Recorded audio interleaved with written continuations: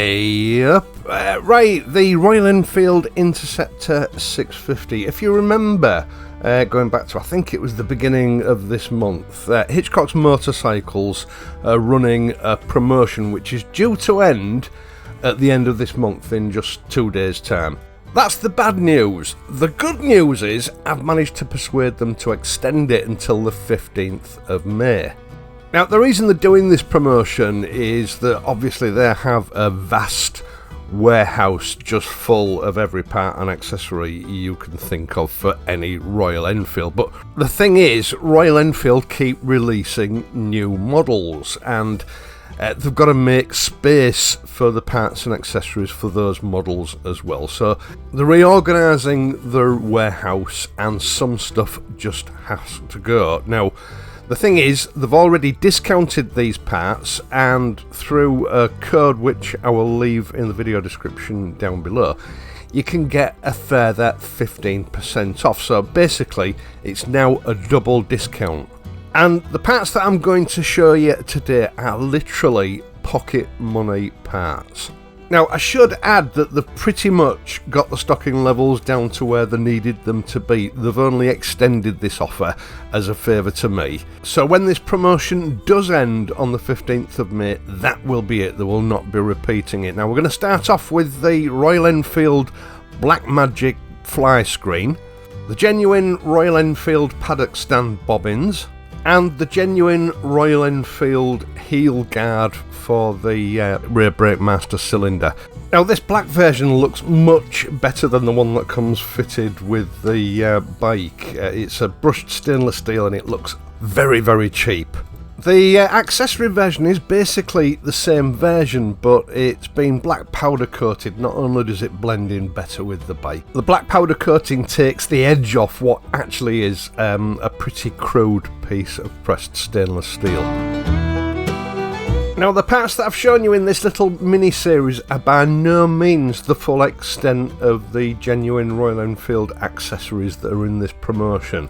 So if you're interested in any of the parts that I'm going to show you today, or you're just curious and want to have a look, in the video description down below, I will leave a link to the full list of parts on Hitchcock's website, along with the 15% discount code. Now, just briefly going back to the Motorcycles Customs Scout fully loaded travel tool roll, I thought I would give that a try today. Normally when I'm filming these sort of videos, I end up with 1 or 2 socket sets out and open, a set of Allen keys, one of my combination spanner sets, and then a screwdriver and other bits and pieces. I found myself rooting around in bags and boxes and stuff spread around all over the place, and I thought it would be nice to just try this tool roll out and have everything that I possibly need in one place, so I'm not getting into such a mess with everything. Because it usually takes me 10 or 15 minutes to sort of pick everything up, put them back in their associated boxes, and then put them away when I finish filming. And it actually worked out really well. It was so refreshing to just put everything back in one tool roll, then fasten it up and put it away. The only thing it doesn't have, because you know it's a travel toolkit, was an 18mm open spanner, because they're a bit big for these sort of portable kits. But again, I'll leave a link to it in the video description down below, along with the usual 12% discount code from Motorcycles Customs. Now, this video today is more of a show and tell than anything else. I'm not going to do an intricate blow-by-blow fitting of all these various accessories. I think that would just be insulting your intelligence. And to be fair, Royal Enfield do supply pretty good instructions for all their accessories, except they are so small that you practically need a microscope to be able to read them. Now, this Blackmagic small fly screen for the Interceptor, I think is pretty much the same as the clear fly screen, except what they've done is they've spray painted the inside, so you've got a lovely sort of piano black, gloss black finish on the outside, or the front, the bit that everyone sees. It needs a little bit of assembly before you can fit it, which sort of looks complicated to start off with, but it isn't really. It's really simple and straightforward. It comes with everything that you require, including a set of new headlamp bolts. The only issue with it is, if you want to call it an issue, is fitting is a little bit complicated because of the method they've chosen to sort of make sure that this screen cannot move once it's fitted. So it requires the removal of your headlamp bowl and your front indicators. I'll walk you through it quickly. Inside the box you will find two powder coated mounting brackets, the actual screen. Obviously, I would recommend that until you're ready to fit this to the brackets, keep it inside the protective bag that it comes in, just to stop yourself from accidentally marking it. You'll also get a little collection of bags which hold 4 rubber grommets, 4 top hat spacers, and 4 mounting screws for actually mounting the screen onto the brackets, and then a further 2 headlamp mounting brackets. Now initially just put your mounting brackets to one side, and you need to fit those rubber grommets onto the actual screen. They're quite a soft rubber and they're really easy to push into place, and you just make sure that they're mounted properly and securely into the fixing holes on the screen.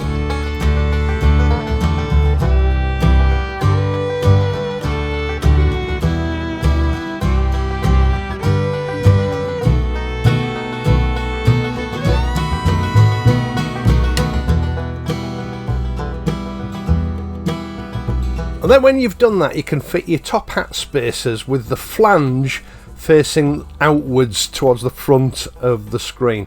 These are just to stop the actual fasteners when you fasten them onto the brackets from damaging the screen with vibration or over tightening. One thing I will say is that when you fasten this screen onto the actual brackets, don't over tighten it. You should compress the rubber grommets slightly, but you don't want to completely squash them. There needs to be some movement there to soak up vibration, and obviously it's not a good thing to squash them flat when you fasten it all down. Then, using the 4 stainless steel screws that come with the kit, attach the brackets as you see here onto the screen. This bit's a little bit fiddly, just be careful not to scratch that screen.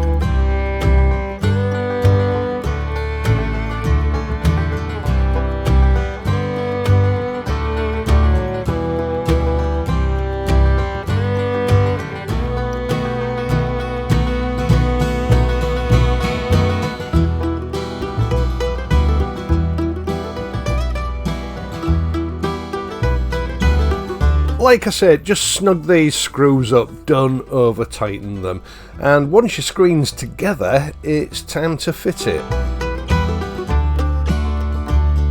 Next, you need to turn your attention to the actual bike. Using a Phillips screwdriver, I used the one out of the Motone Scout, remove the headlamp lens from the headlamp bowl. You then need to identify the connectors for the front left and right indicator. Now, the left hand indicator as you're sitting on the bike is a black connector, and the right hand indicator is a white connector, and just unplug those two.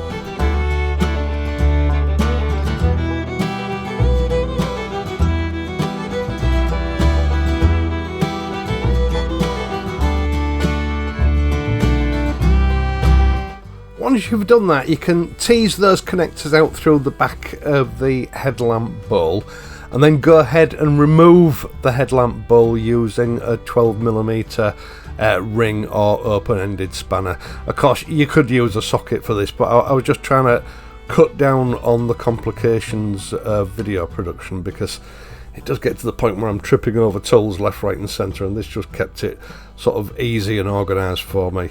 Now, when you've done that, and as I say, you've teased those connectors out from the headlamp bowl, it's not difficult because the hole is actually quite large. You'll need an 18mm open-ended spanner. This is the only spanner that doesn't come in the Motorn kit, because generally speaking anything over 16mm and the spanners get a little bit too long to be convenient in these sort of kits. Anyway, I digress. It needs to be an open-ended spanner because of course you've got that cable on the fastener that holds the indicators in place. It is a bit of a fiddly job. Access isn't great, but it's easily doable. It just takes a bit of time. Completely remove the bolt and the washer from both indicators and remove both indicators.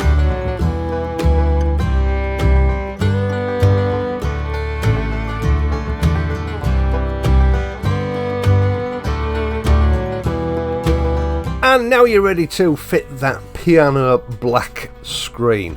Now, I obviously had to fit this myself because I've got no friends and there's no one to help me. It's better if you can to have someone to just help hold this screen in place while you fit it. It would make the job a lot easier and a lot less prone to accidental damage of the screen. I mean, I managed it, but it was a bit fiddly. Holding the screen in place with the rear two lugs over the indicator mounting point, refit your indicators through the hole. So basically the indicators are holding the rear part of the bracket onto the bike. This is the part that stops the screen from sort of flipping backwards and forwards when the bike's actually in use. It's a pretty good mounting system really, just a bit fiddly and involved to fit. There's no need to worry at this stage about the angle of the screen or the front indicators. They do have the relevant cutouts and lugs to make sure that everything lines up properly, so everything will be set in the correct position. You don't need to worry about the actual positioning of the screen itself. And then just do whatever you have to do with that long 18mm open-ended spanner to fasten those fasteners back up again before you refit the headlamp bowl. You may well have a set of those stubby open-ended spanners, namely an 18mm, which would make the job much easier, but I don't have one. And I like a challenge. We don't want to make life too easy. Once your indicators are securely fastened back on, you can then go ahead and reattach the headlamp bowl using the two bolts that are in the kit. Now it's up to you whether you thread your cables back through before or after you've fitted the headlamp bowl. Access is really easy, so it doesn't matter, whichever suits you. Obviously, before you fit the lens, make sure that you've reconnected both connectors for your front indicators and check them to make sure that they're working. You can then fasten the lens back in place and the job's done. One thing I will say about the Motorn screwdriver is that it's quite a long reach, so I didn't have any trouble getting down the back of the screen to the fastening screw on the top to secure the lens back in place. A shorter screwdriver and I would have struggled. One thing you must check, of course, after fitting is the angle of your headlamp, because it may well not be in proper adjustment when you first fit it, so just play around with that and make sure that your beam is in the correct position. And when you've completed the job, it should look something like this.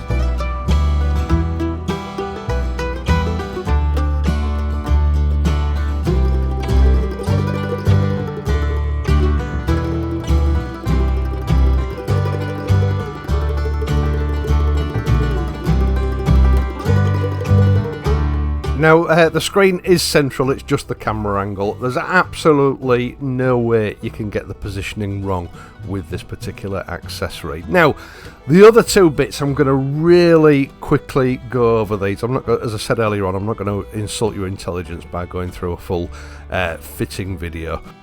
The rear brake heel guard, as I said, this is a powder coated black version. Stainless steel, just like the original, but I always thought it's quite a rough pressing, and the brushed finish on the original doesn't do it any favours. This particular item cleans it up really well, and it sort of blends in with the framework of the bike rather than sticking out like a sore thumb. And as I've said, with this sort of double discount that's available at the moment, it's a no-brainer really. Now, this bit's completely optional if you happen to have some suitably sized stainless steel washers. But these heel guards are very thin sheet stainless steel, and I just feel that the extra support is advantageous. And no fasteners come with this kit, you reuse the existing ones that are already on the bike. Simple enough to put on. These bolts actually hold the master cylinder in place as well, so just approach this job with a little bit of caution, although you haven't really got anything to worry about. Just take the old one off and put the new one on, and I think it looks a lot better than the original.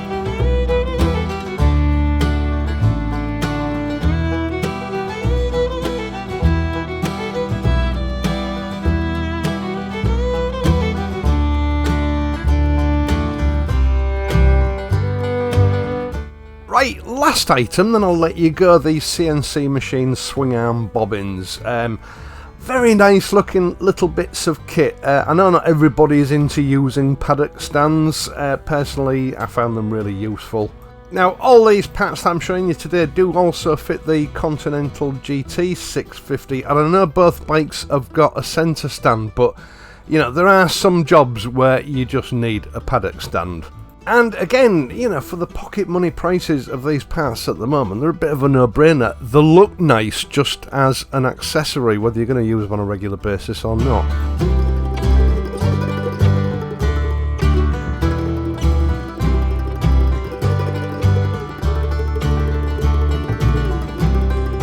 Obviously, they come complete with the relevant fasteners, and it's a very neat and tidy little sort of detail or embellishment for any bike, I think. As I've said, I will leave product links and discount codes for all the items that I've shown you here today. Where the Hitchcocks items are concerned, this is just the tip of the iceberg. There are a lot more accessories to look at. Once again, thank you so much for taking the time to watch this and my other videos, and in doing so helping to support this channel. I really do appreciate it. I'd also appreciate it if you would leave a like and subscribe to the channel if you're not already a subscriber. I would of course be back on Friday, so until then, please ride safely and I'll see you soon.